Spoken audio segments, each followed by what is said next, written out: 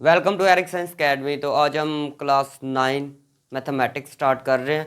तो एक्सरसाइज हम करेंगे। सबसे पहले चैप्टर नंबर 1 की एक्सरसाइज है 1.1। ठीक है, उसका क्वेश्चन नंबर 1 और 3 करेंगे। ठीक है, क्वेश्चन नंबर 2 बोर्ड में नहीं आता। ठीक है, कोई इंपॉर्टेंट नहीं है। ये दो क्वेश्चन आ सकते हैं तो ये मैं करवाऊँगा। ठीक है, क्वेश्चन नंबर 2 नहीं मैं करवाऊँगा क्योंकि वो इम्पोर्टेंट ही नहीं है, ना ही आता है। ठीक है, फजूल में करना है तो नहीं करेंगे। ठीक है, क्वेश्चन नंबर 1 और क्वेश्चन नंबर 3 करेंगे। ठीक है, तो find the order of the following matrices.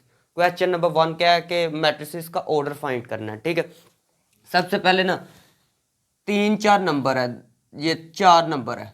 ठीक है, इनको एक ब्रैकेट में क्लोज कर दे तो इस चीज को कहते हैं मैट्रिक्स। ठीक है, 2 नंबर ले ले 1 2, इसको एक ब्रैकेट में क्लोज कर दे, इसको कहते हैं मैट्रिक्स। अगर ज्यादा हो तो मैट्रिसेस कहते हैं। ठीक है, आगे समझिए। ऑर्डर फाइंड करना है। अच्छा, ये हॉरिजेंटल रो, इस चीज को कहते हैं एक रो। ये मैट्रिक्स में कितनी है रो? एक रो है। क्या? ये रो है। ठीक है, ये भी रो है। आई समझिए। इस चीज को कहते हैं कॉलम। एक ये कॉलम है। ठीक है, और एक ये कॉलम है। ठीक है, दो कॉलम है। इसमें कितनी रो है? एक ये रो है, इसको रो कहते हैं ना। ये एक रो, एक ये रो। ठीक है, दो रो है। इसमें कितने कॉलम है? ये दो कॉलम है। ठीक है, आई समझ जी। अभी ऑर्डर फाइंड करते हैं। ऑर्डर के लिए क्या करना है जी? आपने लिखना है number of rose. Number of रोज, सबसे पहले लिखना है नंबर ऑफ रोज, फिर लिखना है नंबर ऑफ कॉलम्स,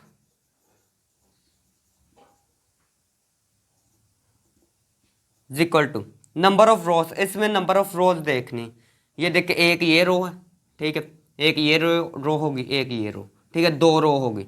कॉलम कितने हैं? एक ये कॉलम, एक ये कॉलम, दो कॉलम हो गए। ठीक है, आई समझ जी। आपने क्या लिखना है? ऑर्डर।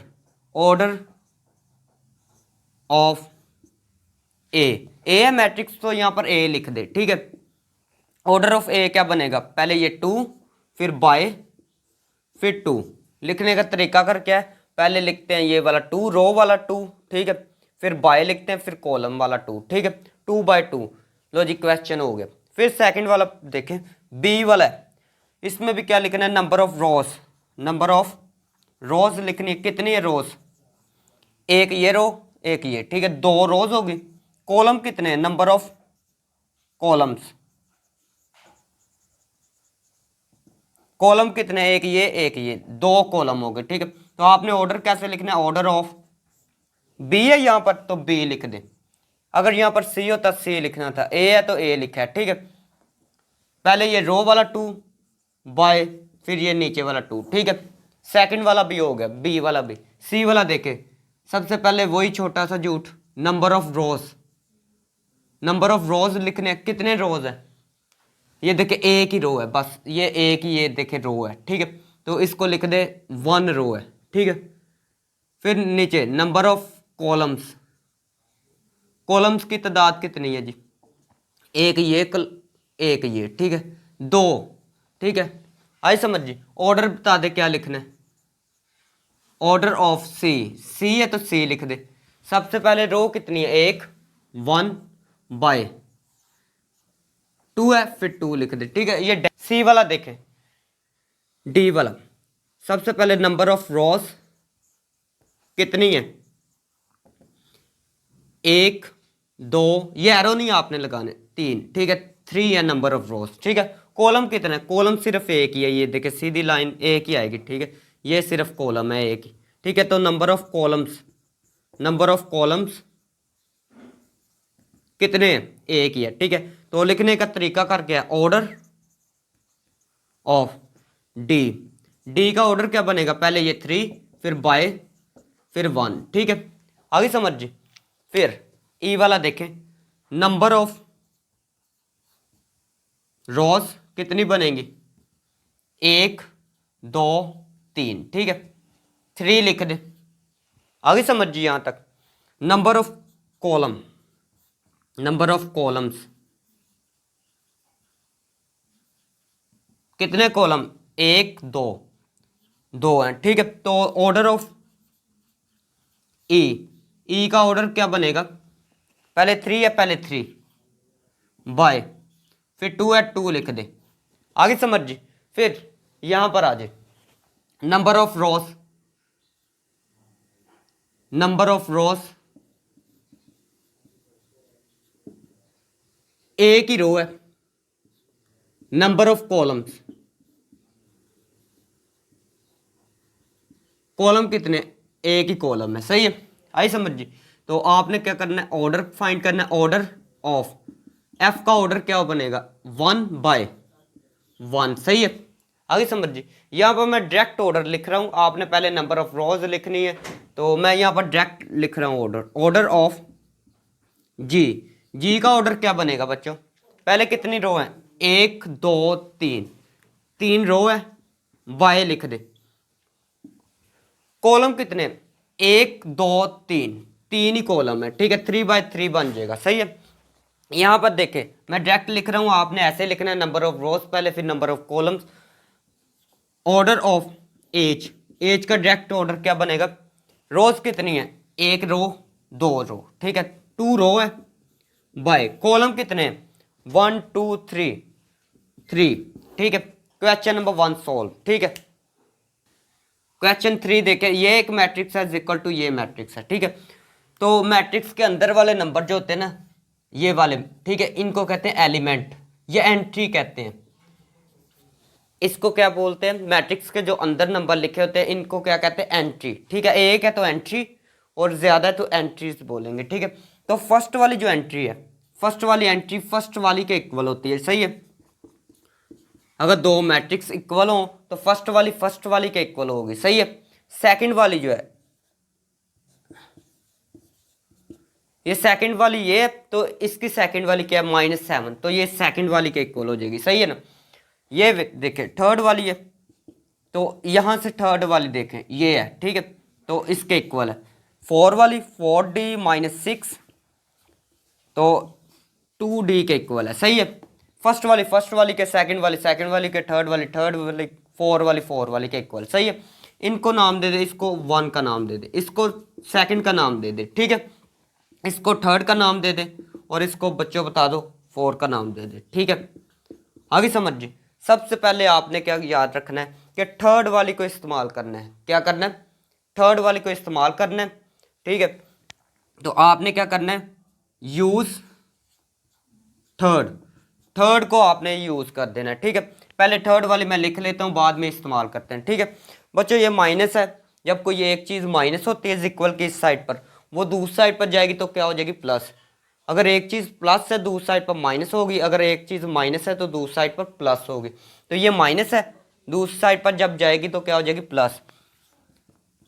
माइनस है दूसरी साइड पर प्लस होगी, 3 + 1 4, ठीक है। इसको कर दे अंडरलाइन, क्यों, आपने A B C D की वैल्यू फाइंड करनी थी, C की वैल्यू आप फाइंड कर चुके हैं, ठीक है। अंडरलाइन क्यों, क्योंकि एग्जामिनर जो चेक करने वाला होता है वो सिर्फ आपके क्वेश्चन देखता है, आंसर देखता है।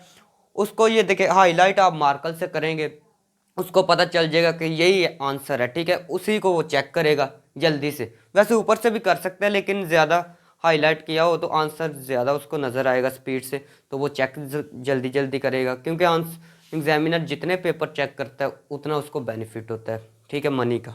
आई समझ जी। तो हाईलाइट ज़रूर किया करें। फिर देखें, पहली थर्ड वाली को इस्तेमाल करना है, फिर फर्स्ट वाली को, फिर सेकंड वाली को, फिर 4 वाली को, ठीक है, सारी वैल्यू फाइंड हो जाएगी। तो फिर आपने ये देखे सी की वैल्यू फाइंड कर दी, सी की वैल्यू फाइंड करने के बाद आपने इसको पुट करना है 1 में, ठीक है।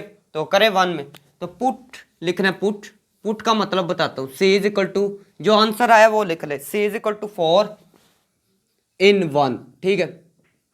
यहां तक समझ आई होगी। पुट का मतलब है सी की जगह 4 लिखना है, बस। पुट का मतलब क्या है कि सी जहां पर है उसकी जगह 4 बस लिख देना है, ठीक है। ये देखे ए वैसे ही 1 है ना, इक्वेशन 1, तो 1 ये है, ठीक है, ये 1 है। तो यहां पर देखे पहले ए सी, पुट का मतलब क्या है कि सी की जगह 4 लिखना, इक्वल आ गया ना, तो सी की जगह लिखना 4, ये सी लिखा है, आप सी नहीं लिखेंगे, सी की जगह लिखेंगे 4, इसका पुट का मतलब यही है, ठीक है। इक्वल टू 0 है, 0 लिख दे, प्लस है बच्चों, दूसरी साइड पर जाएगी तो क्या हो जाएगी, माइनस, ठीक है। आई समझ जी। अभी आपका ये सवाल होना चाहिए 0 कहाँ पर गया, तो जब भी इस साइड पर 0 हो तो कोई चीज़ यहाँ से इस साइड पर आए तो इसको ख़त्म कर दिया करें, ठीक है। आई समझ जी। तो इसको भी हाईलाइट कर दें, ठीक है। एग्जामिनर क्या देखता है, सिर्फ आंसर देखता है, हाईलाइट किया होगा तो उसको नज़र आ जाएगा यही आंसर है, ठीक है। ए की वैल्यू होगी फाइंड सी की भी। अब एक किसको इस्तेमाल करना है, सेकंड वाली को। किसको इस्तेमाल करना है, सेकंड वाली को। तो आपने तरीका कर यही लिखना है, पुट यहां पर क्या है ए, अभी A is equal to -4 in first को इस्तेमाल किया, फिर सेकंड वाली को इस्तेमाल करना है, ठीक है। तो सेकंड वाली ये है बच्चों, सेकंड वाली ये है ए की जगह आपने क्या लिखना है, -4, ए की जगह -4 प्लस 2b लिखा इक्वल टू -7, ठीक है। -7 लिख दिया, ठीक है। माइनस है ये, तो दूसरी साइड पर जाएगी तो क्या हो जाएगी, प्लस। ये वैसे लिख दे, ये माइनस है, दूसरी साइड पर जाएगी क्या होगी, प्लस, ठीक है। प्लस होगी बच्चों, एक के साथ जब भी माइनस देखे एक के साथ प्लस देखे, एक के साथ माइनस देखे एक के साथ प्लस देखे, तो आपने याद रखना है कि बड़ी वैल्यू में छोटी वैल्यू को निकाल देना है। एक के साथ माइनस देखे एक के साथ प्लस, तो बड़ी वैल्यू में छोटी को निकाल देना, साइन बड़ी वाला लगाना है, ठीक है। आप भी बोलें ज़रा, आप भी एक दफ़ा ये बोले कि बड़ी वैल्यू में छोटी को निकाल देना, तो साइन बड़ी वाला लगा देना, ठीक है। जब भी एक के साथ प्लस और एक के साथ माइनस आए, एक दो दफ़ा प्रैक्टिस कर ले बोल के, तो आपको याद हो जाएगा, ठीक है। 7 में से बड़ी वैल्यू में छोटी को निकालना है, 7 में से 4 को निकाल दे, आंसर आ जाएगा 3, ठीक है। माइनस, ठीक है, बड़ी के साथ माइनस है, लेफ्ट साइड पर जो साइन होता है वो होता है, इसका लेफ्ट साइड पर प्लस है तो 4 के साथ प्लस है, तो इसका लेफ्ट साइड पर माइनस है तो 7 के साथ माइनस का साइन है, ठीक है। तो बड़ी वैल्यू के साथ साइन जो हो वो आ जाता है, बड़ी में छोटी को निकाल दिया, साइन बड़ी वाला लगा दिया, ठीक है। 2 वैसे 2b, जब भी ये देखिए ये भी कंसेप्ट समझ ले, जब भी 3 कोई भी नंबर आ जाए उसके साथ x हो y हो जो भी हो, ए हो बी हो, कोई भी अल्फ़ाबेट मैं लिख देता हूँ, अल्फ़ाबेट मीन्स कोई भी ए बी सी का डिजिट हो, कोई भी नंबर आ जाए उसके साथ ए बी सी का डिजिट हो, तो आपने हमेशा इसको दूसरी साइड पर ओवर के नीचे ले जाना करना है। मल्टीप्लाई होता है तो ये दूसरी साइड पर जाएगा, डिवाइड हो जाएगा, सही है। आई समझ जी, मल्टीप्लाई दूसरी साइड पर डिवाइड। ये देखिए एक्स है, दूसरी साइड पर कोई नंबर है, एग्जाम्पल बता रहा हूँ, ये दूसरी साइड पर जाएगा, डिवाइड हो जाएगा, ठीक है। 4y है, ये दूसरी साइड पर जाएगा, डिवाइड हो जाएगा, ओवर के नीचे चला जाएगा, ठीक है। अभी ये चीज़ मैंने दोबारा नहीं बतानी, ठीक है। कोई भी 2 है, इसके साथ कोई अल्फ़ाबेट आ गया, ये दूसरी साइड पर जाया करेगा, डिवाइड हो जाया करेगा, ठीक है। माइनस कैलकुलेटर पे लिखेंगे 3 ओवर, डिवाइड की जगह आपने ये देखिए लाइन की जगह क्या लिखते हैं, ये डिवाइड कैलकुलेटर पे, फिर 2 लिखते हैं, इक्वल प्रेस करेंगे, आंसर आपके पास 1.5 आ जाएगा, ठीक है। तो ये बी का आंसर है, आगे समझिए। अभी लास्ट वाली क्या इस्तेमाल करनी थी, 4 वाली, तो आप लिख दे यूज 4 लिख ले, पहले 4 वाली को वैसे ही लिख देते, 4d minus 6 equal to 2d, यहाँ तक आ गई हो समझ।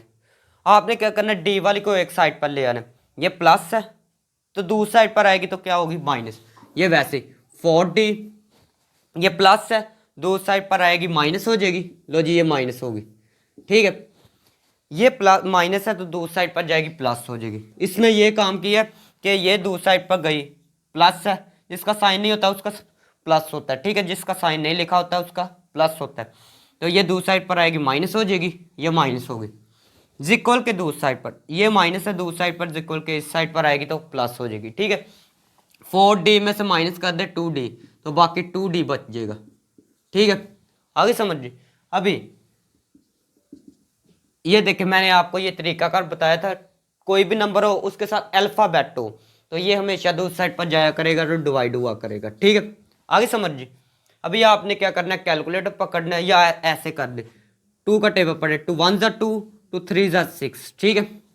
तो डी की वैल्यू क्या आ गई है, 3, नीचे 1 नहीं लिखते बच्चों, ए की भी वैल्यू फाइंड होगी, बी की भी होगी, सी की भी और डी की भी, ठीक है। देखने वाले को यही देखे साफ नज़र आएगा, ये ए की वैल्यू है, बी की सी की ये है और डी की वो है, ठीक है। आई समझ जी। अगर वीडियो अच्छी लगी तो लाइक सब्सक्राइब ज़रूर करें, ठीक है। अल्लाह हाफिज़।